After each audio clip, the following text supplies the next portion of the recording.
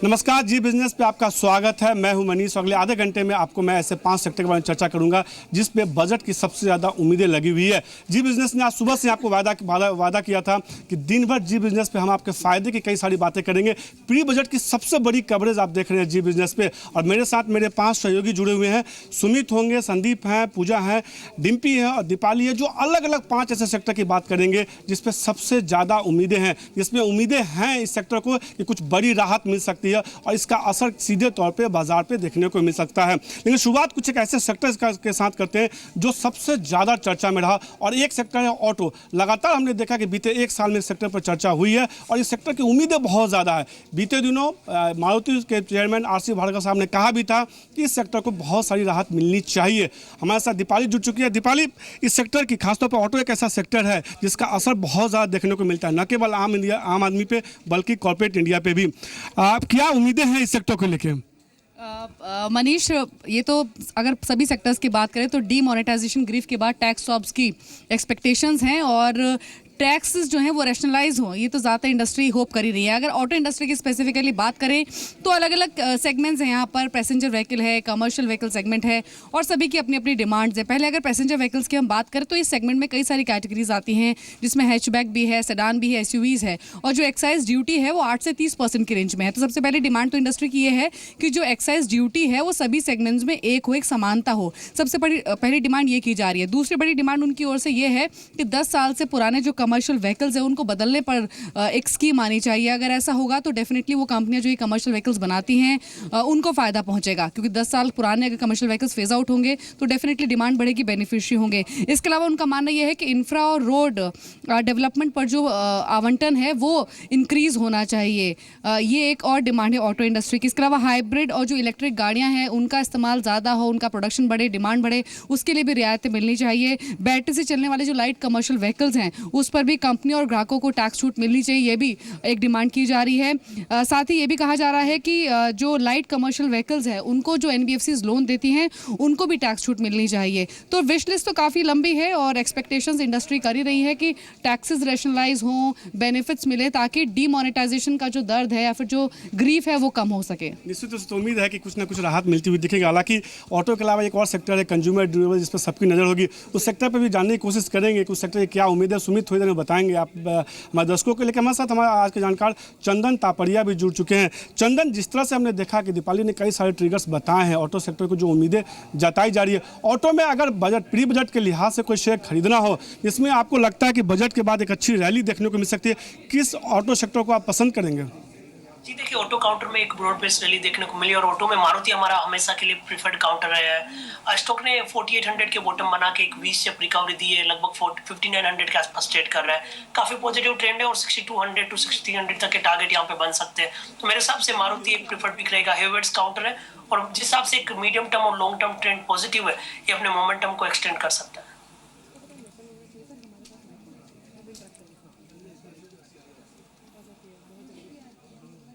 तो निश्चित रूप से ये चंदन मानते हुए कुछ एक ऐसे स्टॉक्स है जहां पे बेहतर रिटर्न देखने को मिल सकता है खासतौर पे। लेकिन आज देखें मारुति जैसे स्टॉक्स में एक अच्छी रैली भी देखने को मिली है। अशोक लेलैंड करीब 7% की मजबूती है और वायदा बाजार में इसमें बहुत कुछ हो रहा है। डिम्पी से छोटे से रिएक्शन लेते हैं। डिम्पी, वायदा बाजार पे स्पेशल शो करें, सिर्फ शो के बारे में बताइए, सेक्टर मत बताइए। शो में आप देखेंगे करीब 12 से 13 आपको ऐसी कॉल्स देंगे जो सिर्फ बजट से जुड़ी हुई है। हमने आपको साल शुरू होने से पहले 17 कॉल्स दी थी, 80% का रिटर्न मिला है मात्र सिर्फ 9 कॉल्स के अंदर। तो इस बार 13 कॉल्स को आप जरूर देखिएगा। 12:30 बजे वादा से फायदा बजट स्पेशल। इससे वायदा से फायदा 12:30 बजे बजट स्पेशल होगा। लेकिन सेक्टर स्कैन लगातार जारी है। कंज्यूमर ड्यूरेबल एक ऐसा सेक्टर है जिससे उम्मीद की जा रही है कि इस बार बजट में काफ़ी ज़्यादा राहत मिल सकती है। उस सेक्टर को लेके सरकार की तरफ से कई सारी उम्मीदें हैं जो सौगात के तौर पे दे सकते हैं। सुमित, आप कंज्यूमर ड्यूरेबल सेक्टर को लेके उम्मीदें हैं, क्योंकि अभी तक इस सेक्टर को लेकर बहुत ज़्यादा चर्चा नहीं हुई है। थोड़ी देर में हमारे साथ मैनेजमेंट भी होंगे ब्लू स्टार के, उनसे भी जानने की कोशिश करेंगे क्या उम्मीद है, क्या बड़ी उम्मीदें की जा रही है इस बार बजट में इस सेक्टर को लेकर। देखिए मनीष, डीमोनेटाइजेशन के बाद बड़ा इम्पैक्ट तो आया है इस पूरे स्पेस के ऊपर और डीमोनेटाइजेशन के बाद हो सकता है अब गवर्नमेंट जो है कुछ रिलीफ भी प्रोवाइड कराते हुए दिखाई पड़े। रिलीफ कुछ इस तरह से रह सकता है कि शायद जो विदेश से इंपोर्ट होने वाले प्रोडक्ट्स हैं उनके ऊपर एंटी डंपिंग ड्यूटी लग सकती है। घरेलू प्रोडक्ट्स के लिहाज से देखा जाए तो कुछ एक्साइज के फ्रंट पर रिलीफ प्रोवाइड कराने की बातचीत है। इस पूरे स्पेस में आसानी शर्तों पे जो कर्ज देने की बातचीत है वो पहले भी रही है। और सबसे बड़ी चीज़ ये है कि इनपुट जो प्रोडक्ट्स रहते हैं, यानी कि जो भी प्रोडक्ट्स के इनपुट कॉस्ट के तौर पे इस्तेमाल करते हैं उन प्रोडक्ट्स के जो के अंदर जो रिलीफ है वो शायद गवर्नमेंट दे सकता है, यानी कि उसको जो ड्यूटी कट है वो प्रोवाइड किया सकता है। अगर ऐसा होता है तो शायद इस पूरे स्पेस के लिए जो मार्जिन रिलीफ है वो आता हुआ दिखाई पड़े, तो ये एक बड़ी चीज़ रह सकती है।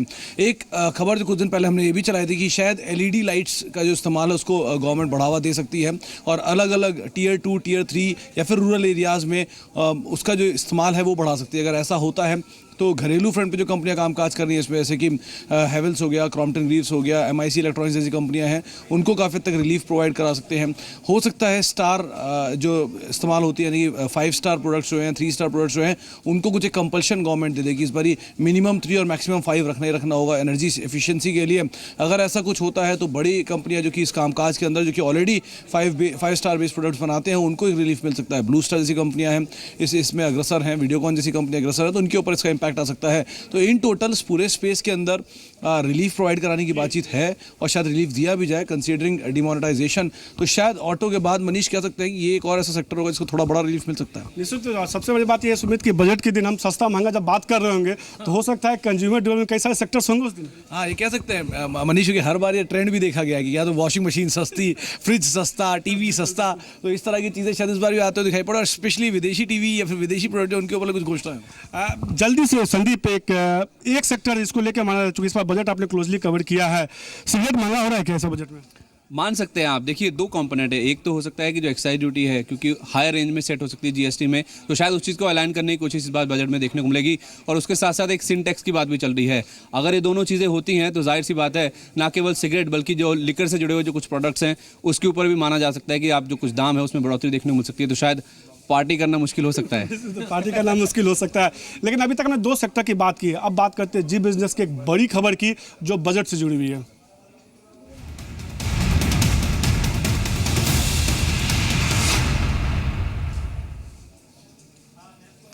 इस खबर को बताने के लिए मेरे साथ आलोक जुड़ चुके हैं। आलोक, पेट्रोलियम सेक्टर को जो है बजट में एक बड़ी राहत दी जा सकती है?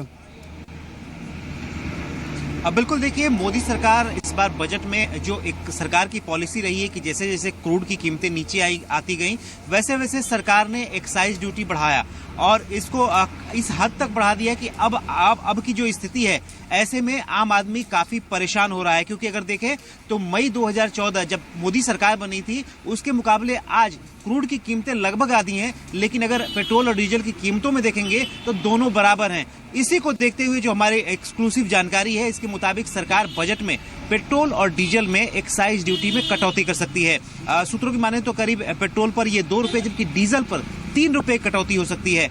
और ये सरकार इसलिए कर रही है क्योंकि आने वाले दिनों में क्रूड की कीमतें सरकार को मालूम है कि बढ़ेंगी और ये बढ़ेंगी तो कहीं ना कहीं जो आम आदमी है उसके जेब पर पिंच करेंगी। और इसकी वजह से जो एक बार कटौती करने, क्योंकि बार बार सरकार पर यह आरोप लगा है कि जब क्रूड की कीमतें कम हो रही हैं तो सरकार पेट्रोल डीजल की कीमतें क्यों नहीं कम कर रही हैं। ऐसे में सरकार एक बार जो एक्साइज ड्यूटी में कटौती का फैसला ले सकती है, क्योंकि अगर देखें तो मोदी सरकार के बनने से आज तक करीब 10 बार एक्साइज ड्यूटी में बढ़ोतरी हो चुकी है, जो बहुत ज्यादा है। और एक जो अभी तक जो लेटेस्ट आंकड़ा है उसके मुताबिक करीब पेट्रोल पर 21 रुपए 48 पैसे जबकि डीजल पर 17 रुपए 33 पैसे एक्साइज ड्यूटी वसूला जाता है। तो ये एक अपने आप में बहुत बड़ा अमाउंट है और सरकार को खजाने में काफी एक तरह का सब्सटैंशियल अमाउंट अब तक जमा हो चुका है। लेकिन अब चूंकि क्रूड की कीमतें लगातार बढ़ती जा रही हैं और सरकार को भी इस बात का अंदेशा है कि आने वाले दिनों में और बढ़ेंगी, तो ऐसे में सरकार एक बार एक्साइज ड्यूटी में कटौती करने का फैसला कर सकती है। पेट्रोलियम सेक्टर में जो एक्साइज ड्यूटी की राहत दी जा सकती है, थोड़ी कमी की जा सकती है। जानकारों से जानने की कोशिश करेंगे, लेकिन संदीप अभी तो नहीं, पार्ट 1 में तो नहीं, लेकिन पार्ट 2 में आप पेट्रोलियम सेक्टर की चर्चा करने वाले हैं। क्या कुछ खास उम्मीदें हैं इस सेक्टर को लेकर?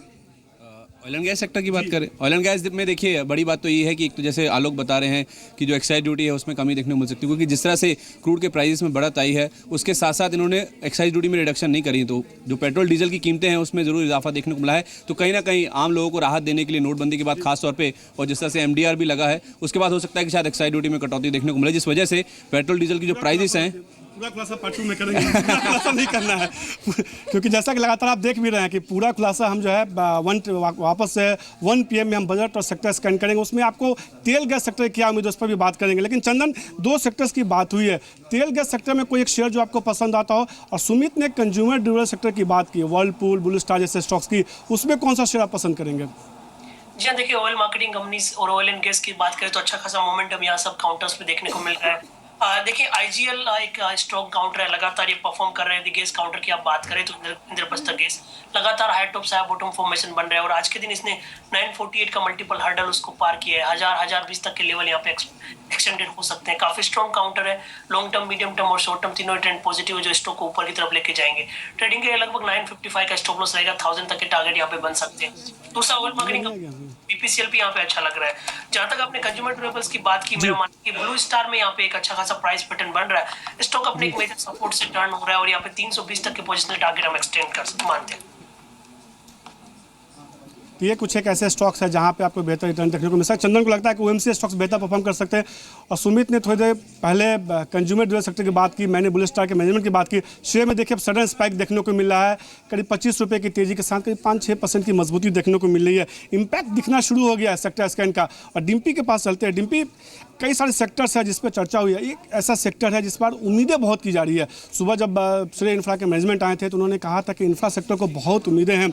लगातार इस सेक्टर इंफ्रा रियल्टी जो कह सकते हैं कि आपका सबसे पसंदीदा सेक्टर है। जब भी किसी से पूछा जाए इंफ्रा रियल्टी को लेकर तो सबसे पहले कहते हैं डिम्पी से ही पूछो, क्या उम्मीदें कर रहे हैं सेक्टर को लेकर? असल में देखिए, इंफ्रा जो है ना वो सेक्टर की सोल है और भारत इंफ्रा के नाम से एक्चुअली अब पहचानने भी लगा है, क्योंकि आप कोई भी बजट उठा के देख ले पिछले 3-4 साल का, आपको इंफ्रा की स्पेंडिंग और इंफ्रा की थीम जब भी सरकार को अनाउंसमेंट करती है सबसे ज़्यादा तालियां इसी सेक्टर को मिलती हैं। और अब इस बार फिर से, क्योंकि सरकार अपना आधा टेन्योर पूरा कर चुकी है, जिस बेसिस पे भारत को बदलने की बात थी वो इंफ्रा से शुरू हुई थी और इंफ्रा पे भी आके रुक सकती है, इसलिए इस बजट में सबसे ज़्यादा एम्फेसिस इसी पे होगा। मैं आपको पूरी डिटेल के साथ एक बार बता देता हूँ, क्योंकि इसमें कई सारी चीज़ें इन्वॉल्व हैं इंफ्रा के अंदर जिस पर ज़्यादा ध्यान दिया जाएगा। जैसे कि रेलवे, क्योंकि इंफ्रा इस बार क्लब होकर आ रहा है रेलवे का बजट, तो इस बार रेलवे के इंफ्रास्ट्रक्चर डेवलपमेंट के लिए जो आवंटन है, जो पैसे का आवंटन किया जाता है, इसको हम पहले से कहते हैं कि प्री डिफाइंड है, वो करीब 15% बढ़ जाएगा। दूसरा, रोड और हाईवे है, सरकार इसमें भी करीब 20% का एलोकेशन बढ़ाने वाली है, क्योंकि अभी तक जिस स्पीड से काम कर रहा है, आप सिर्फ इसी से अंदाजा लगा लीजिए कि प्रधानमंत्री कार्यालय खुद इस चीज़ को नोटिस करता है कि कितनी सड़क, कितने किलोमीटर सड़क रोज बन रही है। इसका आवंटन करीब 20% और बढ़ सकता है। ग्रामीण विद्युतीकरण, 2019 तक सबको सरकार को बिजली पहुंचानी है और जो मंत्रालय, पावर मंत्रालय पीयूष गोयल के पास है, उसके परफॉर्मेंस को लेके किसी के मन में कोई डाउट नहीं है। तो इसलिए आप देखेंगे यहाँ पे 20% का एलोकेशन और बढ़ेगा। इसके अलावा मेट्रो रेल का आवंटन में करीब 20% और इसके अलावा आप नमामि गंगे करीब 4000 करोड़ रुपया यहाँ पे बेनिफिट आएगा। तो कंपनी आपकी स्क्रीन पे चल रही है, बेनिफिट्स हमने आपको गिनवा दी जो इस बार बजट में इंफ्रा को लेकर मिलने वाले हैं। बहुत सारी राहत मिलने वाली है, लेकिन डिम्पी मजा नहीं आएगा अगर 5 सहयोगी सिर्फ रहे तो। हमें लगता है कि इस पूरे चर्चा में जो है वित्त मंत्री को भी शामिल करना चाहिए, क्योंकि सबकी नजर उन्हीं के ऊपर है। CI में विशाखापट्टनम में समिट चल रही है CI की, उसमें वित्त मंत्री बोले, सीधे वहीं चलते हैं। And has a single-minded pursuit of the economic development of the state itself. Now, once you have a chief minister who provides that cutting-edge leadership itself, I would be surprised that my own estimate of Andhra growing 4 to 5% higher than India's GDP itself could also be exceeded if the chief secretary's assertion that it could even be targeting something close to 14%, which is something otherwise unheard of in India itself. And I'm sure the fact that it's a tribute to the state of Andhra Pradesh and the fact that it is recovering from the disadvantage of the division itself and catching up on the bends, that for the second consecutive years the CI is holding the partnership summit here. It has attracted a great amount of response as far as other investors from all over the world are concerned. Let me assure all of you and the Honorable Chief Minister that we have not only fulfilled whatever promise we had as far as the central government is concerned. तो यहाँ पे सुन रहे थे वित्त मंत्री बोलते हुए कि जीएसटी अंतिम चरण में है, नोटबंदी का कहीं ना कहीं फ़ायदा हुआ है, भ्रष्टाचार काफ़ी हद तक बंद हुआ, जीएसटी का असर देखने को भी मिलेगा कहीं ना कहीं। इस पर बजट में क्या अनाउंसमेंट हो सकता है उसको लेकर सरकार की तरफ से उस पर भी सबकी नज़र होगी। जिस तरह चंदन हमने देखा कि डिम्पी ने इंफ्रा सेक्टर को लेकर कई सारे ट्रिगर्स बताए हैं, बताया कि कई सारी उम्मीदें हैं। इंफ्रा में कोई शेयर आपको पसंद है? बीते कुछ दिनों हमने देखा था कुछ एक इंफ्रा स्टॉक्स में एक अच्छी रैली देखने को मिली है। जी देखिए, इंफ्रास्ट्रक्चर की बात करें, यूजुअली ये स्टॉक्स रेलवे बजट या फिर यूनियन बजट के आसपास चलते हैं। जी हाँ, मैं आपको सुन पा रहा हूँ। इंफ्रा काउंटर में यहाँ पे पॉजिटिव मोमेंटम बन रहा है। आईआरबी इंफ्रा एक काउंटर है जो रिसेंटली बॉटम हुआ है और अभी जो इसका 3-4 वीक पहले देखें एक लोअर ट्रेडिंग बैंड के आसपास सपोर्ट लेके टर्न हुआ है, तो यहाँ पे एक पॉजिटिव मूव बन सकता है और ऊपर में लगभग 245-247 तक के टारगेट बन सकते हैं। ट्रेडिंग के लिए यहाँ पे लगभग 223 तक का पोजिशनल स्टॉप लॉस लगा के और अप मूव को एक्सटेंड करने की यहाँ पे सलाह रहेगी। मेरे हिसाब से आईआरबी इंफ्रा एक बेहतर काउंटर हो सकता है। उसके अलावा रेलवे काउंटर में आपको TWL और या फिर टेक्स मोड को रेट है, वहाँ पे पॉजिटिव बायस बन सकती है। तो ये चंदन मानते हुए कुछ एक इंफ्रा स्टॉक्स है जहाँ पे यहाँ से बेहतर रिटर्न देखने को मिल सकता है। वक्त तक ब्रेक का है, लेकिन ब्रेक के बाद 2 सेक्टर पे खासतौर पे बात करेंगे। सीमेंट सेक्टर को कितनी मजबूती मिलेगी खासतौर पे, क्योंकि उसकी उम्मीदें बहुत ज़्यादा है। और एक सेक्टर जो बीते 3 महीनों में सबसे ज़्यादा चर्चा में रहा, बैंकिंग सेक्टर की बात करेंगे, उसकी क्या उम्मीदें हैं।